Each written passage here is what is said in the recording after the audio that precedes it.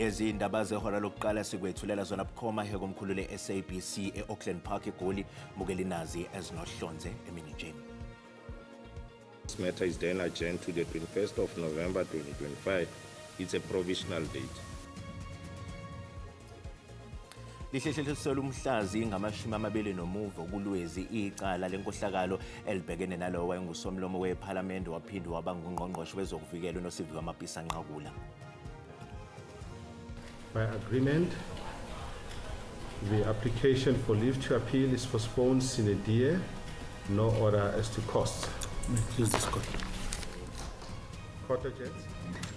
Isicelo sokwedlulisa icala esifakwe umndeni wayengumengameli waseZambia uEdgar Lungu sesihlehliselwe usuku lingaziwa enkantolo ephakeme yasePitoli. The funds set aside both for purposes of education fund and work security fund are to be distributed equally, shared to all workers. Inyunyana yezisebenzi zokusansimbi iNUMSA ithi isifinyelele esivumelwaneni mayelana nemihlomulo ezokhokhelwa-ke izisebenzi ezevile emakhulwini ayisishiyagalolunye ezolahlekelwa imisebenzi ngenxa yokuvalwa kweGoodyear eKariga e-Eastern Cape.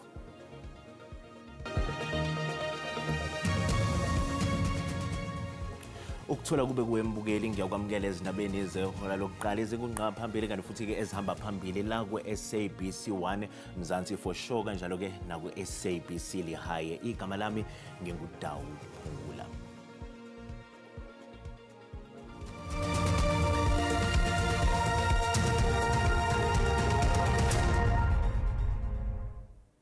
Kanembukeli kwezingena manje sekubeke nesigameko sokuzama ukuduna imoto ethwala imali endwedwe eningizimu yesifundazwe soKwaZulu Natal nalapho-ke iqembu lezigilamkhuba lishaya lachitha-ke nezibhamu zonogada. Njengamanje sixhumana-ke nentatheli yeziko lezindaba ze-SABC uSimphiwe Makhanya nosendaweni yesigameko. Mnguni, asikwamukele ezindabeni zasemini, sicela nje usichazele ngokwenzekile kuso lesi sigameko. Phungula ngibingelela kona kanjalo nombukelo indaba ngalesi sikhathi kuthiwa ngezithuba ke zezikhathi zabo9 ekseni namhlanje amadoda abehlome ezingovolo agaseleke lapha kulomgwaqo esikona njengamanje noza kwethu ngizozama ukusuka nje kancane esithombeni ngicele uRaymond Mpela tshengisa umbukelo ekhaya ukuthi kwenzakalani njengamanje esithombeni sakho. Uyabona ke abaphenyi beqhubeka nokuhlanganisa singathi ke ubufakazi obuzokwazi ukuthi ke bukwazi ke ukuthola ukuthi ngakube senzakale kanjani lesigameko esikwaziyo ke njengamanje. Phungula ukuthi lamadoda behlome azingovolo aqhumise le moto yemali ngenhloso yokuzama ukuyishisa ukuthi akwazi ukuthola imali ngaphakathi, kepha ke abakwazanga ukuyithola imali bengaphakathi. Abakwazile ukwenza esikuzwayo ngamaphoyisa kuleli qophelo ukuthi bakwaze ukuthatha ibhamu esingathi ke zohlobo ke lwama rifles, ibhamu ezinkulu ezimbili kanjalo ke nesizodwa ebezisetshenziswa onogada bayo ke le moto abebephakathi ngesikhathi kwenze lesigameko.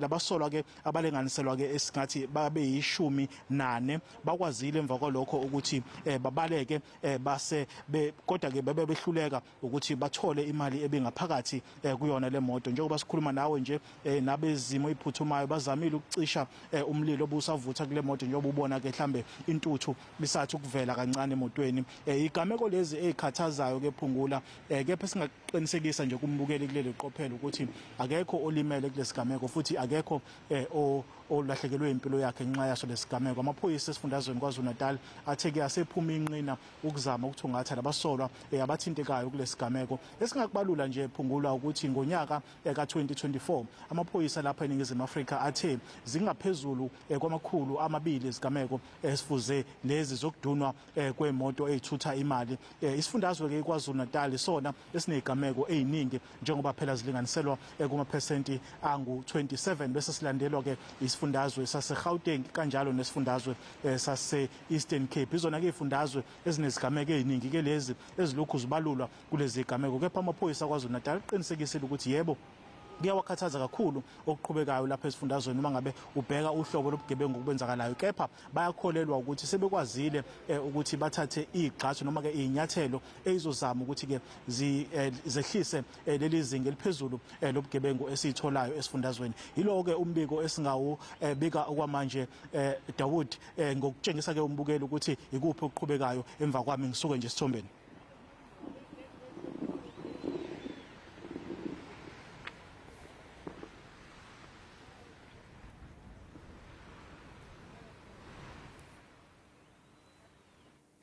Sibonga kakhulu yona ke intatheli yeziko lezindaba ze-SABC uSimphiwe Makhanye sibikela bukhoma esendwedwe khona lapha esifundazweni saKwaZulu Natal. Lihlehlisela umhlazi ngama-20 nomuva kulwezi kulonyaka icala elibhekene nalowo wayengusomlomo wePhalamende noSiviwe Mapisa Nqakula. uMapisa Nqakula ubhekene ke namacala enkohlakalo kanye nokukhwabanisa imali. For the defence to take instructions and possibly to make representations and for a result to that representations. Lona wayengusomlomo wesishayamthetho sikazwelonke ubhekene namacala ayishumi enkohlakalo nelokukhwabanisa. Mapisa Nqakula usolwa ngokuthi wathola igidi ezingu-4.5 zamarandi ngenkathi esengungqongqoshe wezokuvikela. Icala abhekene nalo ligxile kumathenda okusolakala ukuthi akhishwa ngenhloso yokushintshisana ngemali. This matter is then adjourned to the 21st of November 2025. It's a provisional date. Ngenxa yokho kanye ngenxa yezo sizathu inkundla ke izawuthi kumamise ityala eli kude ngomhla we-21 kuNovember i-date nje leyana yethutyana amanye amagama ke i-date yokuba ngaba ke kujongwe kanye kulungiswe zonke ezi zinto inkundla ngoku iye yazikhankanya. Your bail is extended on same conditions that will be here on the 21st of November 2025 at 10 o'clock. Usengaphandle ke ngebheyili phansi kwayo imiqathango leya ukade uyimiselwe ngaphambili kuba ngaba ke ube lapha ngazo i-21 November kulonyaka sikuwo. Do you understand? Lo makade bona we-African National Congress waba ngusomlomo wePhalamende ngo-2021 kanti wayesesebenze iminyaka eyisikhombisa njengongqongqoshe wezokuvikela phambilini. Isicelo sokwedlulisa icala esifakwe umndeni wayengumengameli waseZambia uEdgar Lungu sesihlehliselwe kusuku elingaziwe enkantolo ephakeme yasePitoli. Umndeni kaLungu ufuna ke ukuphikisa isinqumo esithathwe yinkantolo evune uhulumeni waseZambia ngokuthi uLungu kufanele ayongcwatshelwa kwela kubo eZambia. Kanti kwabo umndeni bafuna angcwatshwe eNingizimu Afrika njengoba bethi kwakuyisifiso sakhe esaphila. Sekuphele isikhathi esingaphezulu kwezinyanga ezimbili silokhu kwedlule emhlabeni owayengumengameli waseZambia uEdgar Lungu oshone mhla zi-5 kuNhlangulana kwesinye sezibhedlela ePitoli.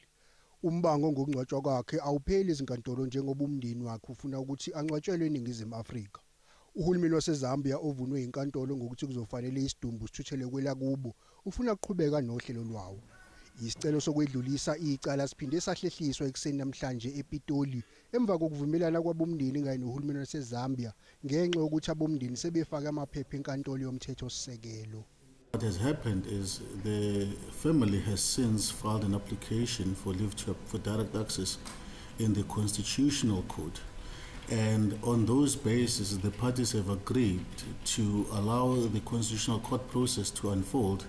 And in the circumstances, we have agreed that by agreement between the parties that this application for leave to appeal be postponed sine die.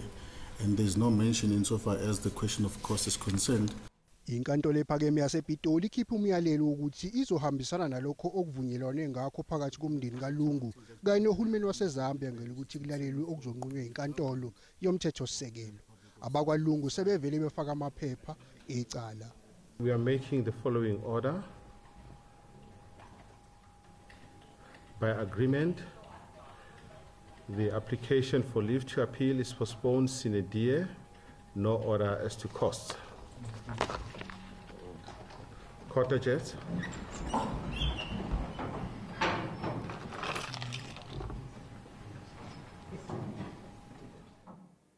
Inkantolo yemantshi yaseProtea Glen ihlehlisele umhlazi ishagalolunye kumfumfu icala labazali base-Eldorado Park ababhekene namacala ahlukene. Uyiseke wezingane ubhekene ke namacala amahlanu okubala kuwo elokudlwengula nelokubulala indodakazi ebeneminyaka 4.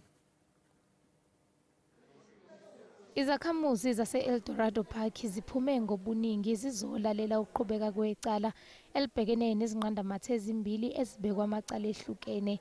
Uyise wezingane ubhekene necala lokubulala, ukudlwengula, ukushaya ngesihlungu kanye nokwephula ilungelo lezingane, kanti umama yena ubhekene necala lokuhluleka ukubika ngalesi senzo. Emasontweni ambalwa edlule laba bobabili bakhalelwa amasongo kaSigonyela kulandela ukugasela kwamaphoyisa ilunywe indlebe ilungu lomphakathi emva kokuzwa umsindo wokukhala kwezingane nokukholakala ukuthi yayishaywa ngokuphindelela isikhathi esingamahora. now that you've abandoned your bail applications, I'm pursuing a matter to the 9th of October. In court 14 is for further investigations. The two of you remain in custody as no bail has been fixed for you. So should you in future change your mind and decide to apply for bail, then the matter will be brought back here. But from now onwards, you'll be appearing in court 14. I-NPA ithile licala lihlehliselwe umfumfu ukuze kuphenywe kabanzi. The decision that we have taken is that indeed the mother should be charged also with murder and child abuse under the doctrine of common purpose. Abasolwa bazogcina esitokisini kuze kube bavela ngokulandelayo enkantolo.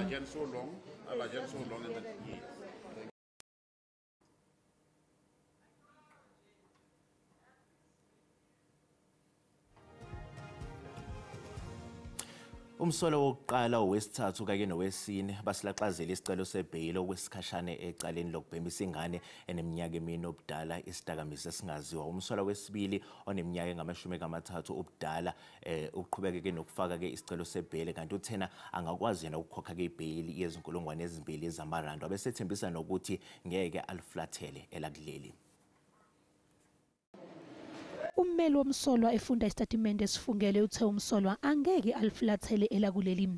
Unayo ke incwadi emgunyaza ukuthi aye kwamanye amazwe kodwa angakwazi ukuyinika umphenyi uma ededelwa ngebhayili. I'm a South African citizen.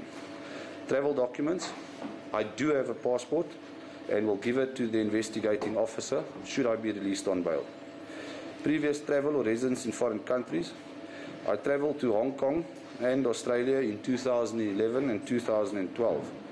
Relatives resident outside the Republic. My uncle resides in Australia for the past 15 years. Assets outside the Republic, none. Umbuso ke uphikisa isicelo sebhayili somsolwa uthe umsolwa akasebenzi ngalokho angakwazi ukuthi abaleke kuleli. The crime committed is of a serious nature. We've imposed lengthy sentences. The chances of acquittal is low.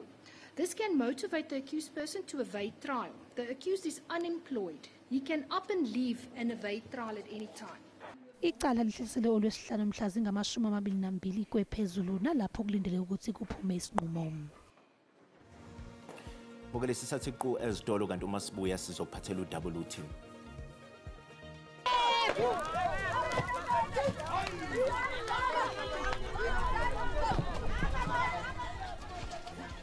Izakhamuzi zasequni esifundazweni Eastern Cape zivuka umbhejazana namhlanje ekseni zavala umgwaqo onguthela wayeku N2 ngamathaya avuthayo zibhikishelo ukuhlinzekwa ngamanzi kuleya ndawo.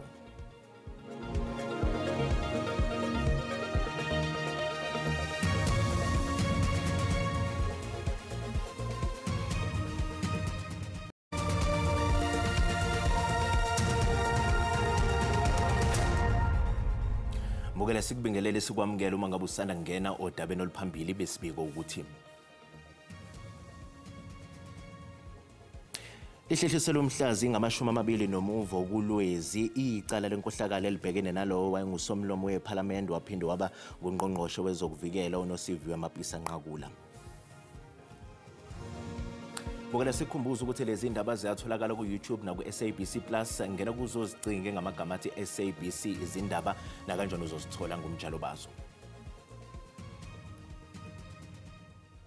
Inyunyana yezisebenzi zokusansimbi NUMSA ithi sifinyeleleke ezivumelwaneni mayelana nemihlomulo ezokhokhelwa kezisebenzi ezevile emakhulwini ayisishagalolunye ezolahlekelwa kemisebenzi ngenxa yokuvalwa kwenkampani ekhiqiza amathaya eGoodyear eKariga eEastern Cape.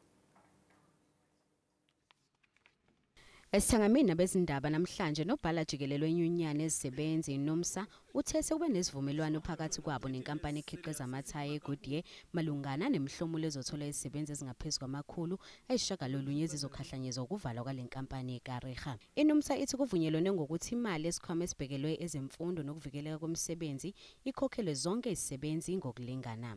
The funds set aside both for purposes of education fund and work security fund are to be distributed equally, shared to all workers whose names appear in the list, is to be included in severance package applicable to the hourly rated workers, will be paid in accordance with consideration referred to in paragraph 9.1 and 9.2. Nyunyana uthi lemboni iphinde yakuveza ukuthi ayizimiselanga ukulahla izakhiwo kanye nezimpahla zayo isikhathi esizinyanga ezimbili. About 65% would get an average of 500,000. NUMSA members with 0 to 5 years of service will get a severance package that will take them to 234,000. 64 of NUMSA members who have 26 years of more service years will get an average package of 1 million. NUMSA also succeeded to push Goodyear to agree that 17 workers that were on fixed-term contract must also benefit from this negotiated package. 35 workers' contracts were renewed and extended by Goodyear, which is given to workers who will be working post the closure of the plant. Sizophinde ixoxisane kabanzi nohulumeni kanye nezinkampani zangaphandle emzamweni okuhlenga lenkampani. Izakhamuzi zaseqhuni esifundazweni Eastern Cape zivuka umbhejazana namhlanje ekseni zavala umgwaqo onguthela waya ku-N2 ngamathaya avuthayo zibhikishela ukuhlinzekwa ngamanzi kuleya ndawo. Lokhu kuphazamisa ukuhamba kwezimoto phakathi kwedolobha laseMthatha kanye neDutywa njengoba umgwaqo uvaliwe ngenxa yalombhikisho. Kulendlela engu-N2 emaxhapheshu kunene apho kubambezeleke khona izithuthi ezivela kummandla ongaseMonti ukuya ngaseMthatha kunye nezivela ngaseMthatha ukuya ngakwindawo engaseDutywa. Abahlali balapha eQunu ke bakhalazela umba wamanzi bathi kudala bengenamanzi kwaye xa beziphakamise ezozikhalazo kwabasemagunyeni akukho nto ide yenziwe. Besithetha ke nabahlali abaliqela bathi xa kukho imingcwabo umzekelo kufuneka bathenge amanzi bacele izigadla okanye iitruck ezinkulu zibazisele amanzi. Masithethe ke ngoku nomama uNokwanele Bhalizulu yena oyinkosi yalapha eQunu enguward 29. Mama Nokwanele uthi amanzi kudala ningenawo apha. Amanzi kudala singenawo. Ndizawuhlala nditsho yonke le mihla lonto leyo. Amanzi sagqibela 2014 emveni koba kusole kuTata Mandela kumhla kwanqongophala amanzi. Amanzi siwadinga kakhulu. Kubuhlungu ke kwemizi ebanezingcwabo ibe nemitshato amanzi bawukha amanzi emfuleni. Kunzima kwindima yamanzi. Siyazibona zonke into zophuhliso ezingekho kodwa amanzi. Ngumama uNokwanele Bhalizulu lowo inkosi yalapha eQunu. Ebesitsho ke ngaphambilini xa besithetha naye esithi ngomnye unyaka wade wayohlala ngenkani kwiofisi zikamasipala ekwakhalazela lento yokungabikho kwamanzi. Amapolisa ke akhona ukuzobeka yonke imeko esweni kodwa asikaboni umuntu okanye gosa likamasipala ukuzawuthetha ngezi zikhalazo zabahlali. Okwangoku masibe sibuyisela intambo kwigumbi lendaba. Wangamele ezokuthutha eGauteng uKedibone Diyale Hlabelo usedalelwe ukuthi uphenyo lwamaphoyisa ngokubulawa kobe ngumshayeli wezimoto ezikhokhelwa ngebanga ezidume kakhulu ngeUber kanye neBolt. Kulandela ke imikhondo eyahlukene eveleke ngempela sonto. Umshayeli uMthokozisi Mvela Swasolundi ubulawe ke ngabantu abangaziwa abamshisele emotweni enxanxatheleni yezitolo eMaponya. Ekseni namhlanje eSoweto uDiyale Hlabelo ubamba umhlangano nabaphathi baseMaponya nobuholi ke bosomatekisi kanjalo ke nohlaka lwezimoto ezikhokhelwa ngebanga. The law enforcers are still busy with the investigations. There's a lot of allegations over the weekend coming out, and we are waiting for a formal report from investigating officers to tell us what is it that they have discovered thus far. Ntate Mvelasi will be buried in KZN. Obviously, that's the process of the family. We just organized ourselves as Gauteng, Department of Roads and Transport, the municipality, and the associations that are here to help us ensure that Mvelas is buried and has a better send home. We are very thankful to the center management for the work they've been doing, working closely with the family. Omunye ke wosihlalo bezithangame zomphakathi ezimayelana ke nesimo sezwe usolwazi otinyiko maluleke ukuthi kumqoko ukuthi izakhamuzi zakuleli zibiziwe ke zesabele emhlanganweni weNational Dialogue obusingethwe ePitoli ngesonto ledlule. Lo mbuthano wandulela ke izingxoxo zomphakathi zikazwelonke ubuthengelwe ke izithunya ezevile enkulungwaneni eziqhamuka ezihlanganweni zomphakathi ezingaphezulu kwamakhulu 200.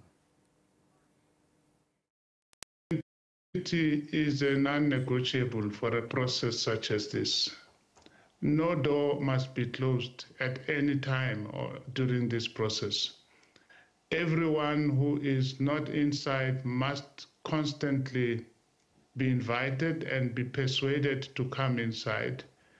Even those who have walked away, I think we cannot give up on them, because such is the nature of a process as this. And we, especially those of us in the eminent persons group, will do our best to be constantly reaching out to them, seeking their voices, seeking their advice, because I'm here to meet anyone, Sakina. So I meet people who say, we want the dialogue and therefore we are participating. And I meet people who say, we want the dialogue, but we think it should be improved this way and that way. Umholi we-EFF uJulius Malema uthi-ke amalungiselelo ke enziwe ngaphambi kokuqala kwesithangami sengxoxo ngesimo sezwe ebengahlelekile. uMalema ugxeke i-National Dialogue ethi nemali yabelwe ke lolu hlelo inkulu kakhulu. Uhambele ke eSishego eLimpopo kulandela ke ukunqoba kwaleli iqembu okhethweni lokuchibiyela ku-113. Umholi we-EFF uJulius Malema wemukelwe ngenhlokomo eSishego emcimbini waleli qembu wokubonga abavotele i-EFF okhethweni lokuchibiyela nalapho iqembu linqobe khona ngamaphesenti angama-57. Ethula inkulumo yokubonga uMalema utshele abalandeli ukuthi i-EFF izimisele ukudla umhlanganiso kumasipala wasePulukwane ngokhetho lohulumeni bezindawo. While we are ready to take over the coming wards elections in Bela-Bela and everywhere else in Limpopo. Mayelana nesithangami sengxoxo ngesimo sezwe, uMalema uqhelelanise iqembu lakhe nayo. It was saving the egos of certain people and therefore it was a waste of money. Kusenjalo abalandeli be-EFF banethemba lokuthi izinto zizoguquka kule ndawo ngaphansi kobuholi be-EFF.